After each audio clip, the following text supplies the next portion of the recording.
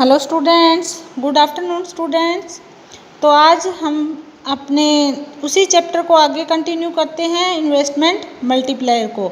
हमने कल किया था इसके अंदर इन्वेस्टमेंट मल्टीप्लायर क्या होता है और जो उसका एमपीसी और एमपीएस के साथ किस तरह का रिलेशन होता है। आज हम लोग एक टेबल के थ्रू देखेंगे कि जब हम लोगों को एमपीसी की वैल्यू गिवन हो तो मल्टीप्लायर किस तरह से फाइंड आउट किया जाता है। तो यहाँ पर हमारे पास एमपीसी की वैल्यूज़ दी हुई है अलग अलग। यहाँ पर हम लोगों को पता है मल्टीप्लायर की वैल्यू फाइंड आउट करनी है। मल्टीप्लायर किसके इक्वल होता है? 1/1 माइनस एमपीसी। जब एमपीसी की वैल्यू 0 है तो मल्टीप्लायर की वैल्यू क्या आ रही है? 1 आ रही है। इस फॉर्मूले में पुट करने के बाद हमारे पास 1 आ रही है।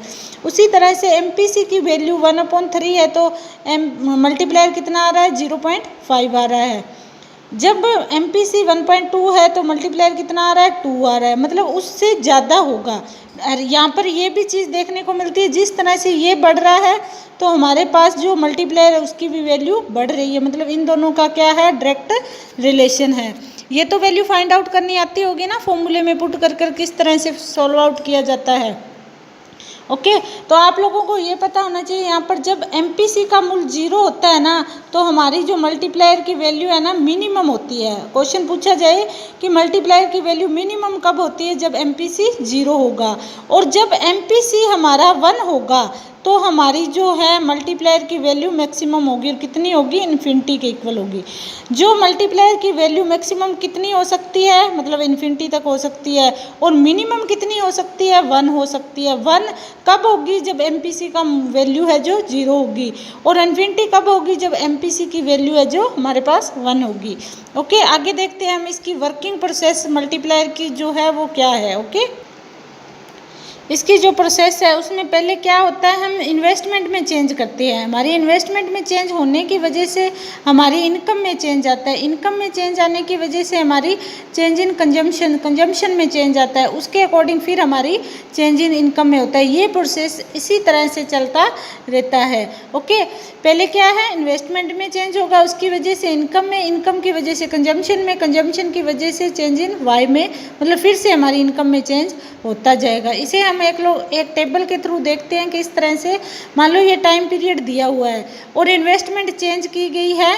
100 रुपये की इन्वेस्टमेंट की गई। इन्वेस्टमेंट करने की वजह से हम लोग देखते हैं हमारी इनकम कितनी बढ़ जाएगी। 100 रुपये की इन्वेस्टमेंट करने से हमारी इनकम कितने गुना हो जाएगी। यहाँ पर हमें जो मल्टीप्लायर की वैल्यू है वो दी हुई होती है 0.5। कहीं पर लिखा होगा आपको 0.5 है k is equal to. Okay, तो यहाँ पर हमारे पास क्या आ गया? Change in Y, investment Y की तो हमारी पहली इनकम कितनी होगी? 100 रुपये की होगी। उसमें से हमने 50 रुपये जो है कंज्यूम कर ली और 50 रुपये की या तो सेविंग कर ली। सेविंग को क्या बोला जाता है? लीकेजेस हो गए, मतलब उस प्रोसेस में से वो पैसे बाहर हो गए। आगे देखो, चेंज इन वाई हमारे पास सेकंड पीरियड में कितना आएगा? 50 में से आधा हम लोग कंज्यूम करेंगे, आधी हम सेविंग करेंगे। उसके बाद हमारे पास जो हमारी इनकम कितनी होगी? क्योंकि जो सेविंग करेंगे आगे वही हमारी इनकम होगी ना।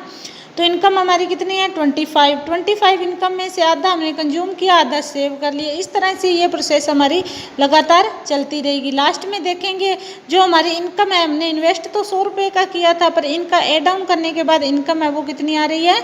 200 की इनकम आ रही है हमारे पास। जो हमारे इन्वेस्टमेंट में 100 का चेंज करने की वजह से हमारी इनकम में कितना चेंज आया है? 200 का चेंज है, मतलब 2 गुना हमारी इनकम जो है बढ़ गई है। यहाँ पर हमारी के की वैल्यू 0.5 नहीं, सॉरी 2 होगी। के की वैल्यू कितनी है? 2 है, मतलब 2 गुना उससे ज़्यादा बढ़ गई है वो। ओके, तो जो हमारी मल्टीप्लायर की प्रोसेस थी हम लोगों ने उसे अच्छे से देखा है भी किस तरह से हम एक इन्वेस्टमेंट करते हैं उसकी वजह से उससे कई गुना ज़्यादा जो हमारी इनकम इंक्रीज़ होती है। तो ये जो टेबल है इसे आपने एक्सप्लेन करना है, अच्छे से नीचे लिखना है कि स्टार्टिंग में पहले पीरियड में, जब पीरियड हमारा स्टार्टिंग पीरियड में हम लोगों ने 100 रुपये की इन्वेस्टमेंट की थी, उसकी वजह से हमारी जो इनकम है वो 100 रुपये होगी। उसमें से 50 रुपये हमने कंजम्पशन कर लिए और 50 की सेविंग कर लिए। सेकंड पीरियड में हम लोगों की इनकम 50 थी, उसमें से 25 हमने कंज्यूम कर लिए, 25 की सेविंग कर ली। इस तरह से लास्ट तक आपने पूरी प्रोसीजर एक्सप्लेनेशन में लिखनी है। लिखने के बाद आप लोग बोलोगे कि यहाँ पर इन्वेस्टमेंट में 100 रुपये का चेंज किया गया था, उसकी वजह से जो टोटल इनकम है उसमें 200 रुपये का चेंज हुआ है, तो हमारा जो मल्टीप्लायर है वो कितना आ गया, 2 आ गया। ओके, क्योंकि हम क्या लिखेंगे, 200/100 इज इक्वल टू 2। हमारा मल्टीप्लायर का फॉर्मूला लगाने के बाद हमारे पास क्या आ जाएगी, वैल्यूज़ आ जाएगी। इसके बाद जो हमारी वर्किंग प्रोसेस होती है या वर्किंग जो भी इसका शेड्यूल है वो कितनी तरह का होता है, दो तरह की प्रोसेस होती है मल्टीप्लायर प्रोसेस है जो, एक होती है फॉरवर्ड, एक होती है बैकवर्ड। फॉरवर्ड मतलब increase in the initial investment, जब हम लोग हमारी स्टार्टिंग की इन्वेस्टमेंट में चेंज करते हैं तो उसे क्या बोला जाता है, फॉरवर्ड इन्वेस्टमेंट। ओके, जब बैकवर्ड किसे बोला जाता है, डिक्रीज इन इनिशियल इन्वेस्टमेंट, मतलब फॉरवर्ड यानी जितनी हम स्टार्टिंग में इन्वेस्टमेंट कर रहे थे उसमें से आगे और हम लोग क्या कर रहे हैं, इन्वेस्ट कर रहे हैं। बैकवर्ड यानी जो हमारी स्टार्टिंग में इन्वेस्टमेंट थी उसमें से हम लोग अब कुछ पहले से कम इन्वेस्टमेंट कर रहे हैं। ओके, इसे हम लोग एक डायग्राम के थ्रू देखते हैं। देखो ये हमारे पास डायग्राम है, वाई एक्सिस पर इन्वेस्टमेंट लिया गया है, एक्स एक्सिस पर इनकम को लिया गया है।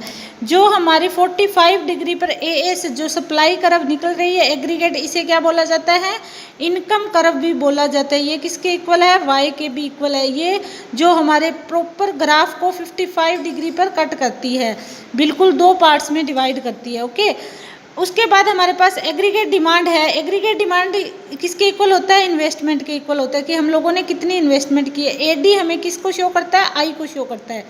पहली हमारी इन्वेस्टमेंट कर्व ये है, एडी और एएस ई बिंदु पर इक्वल है, मतलब ये हमारा इक्विलिब्रियम पॉइंट है।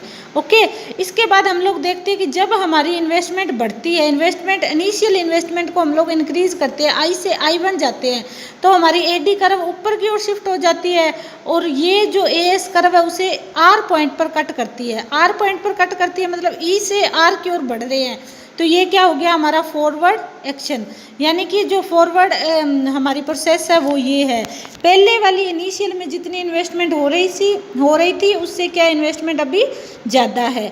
ओके, इसी तरह से जब हमारी इन्वेस्टमेंट आई से I2 होती है, मतलब पहले से कम होती है, आई से I2 हो गई, आई से I2 होने की वजह से जो हमारी एडी कर्व है वो नीचे की ओर शिफ्ट हो जाएगी।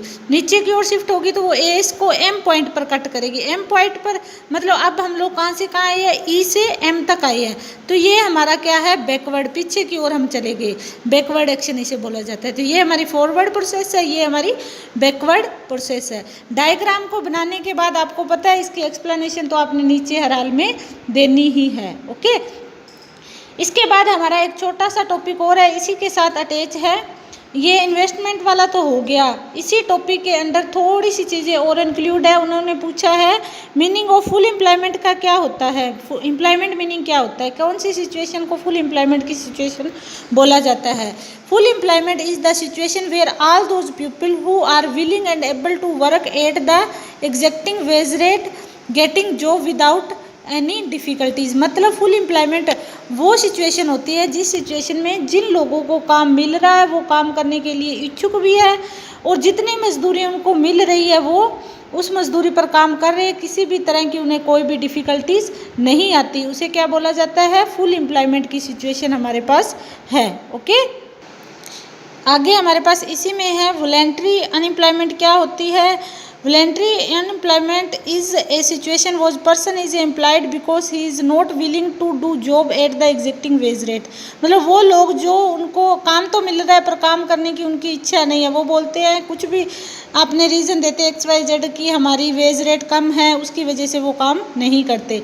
उसके बाद है involuntary unemployment, all those people who are willing and able to get job at the existing wage rate don't get job. काम करने के लिए लोग इच्छुक तो होते हैं बट उनको जॉब है जो नहीं मिलती, उन्हें क्या बोला जाता है, इनवॉलंटियर अनएम्प्लॉयमेंट। ओके, तो इसी के साथ हमारा ये चैप्टर कंप्लीट है। नेक्स्ट वीडियो में मिलते हैं हम लोग नेक्स्ट चैप्टर के साथ। ओके।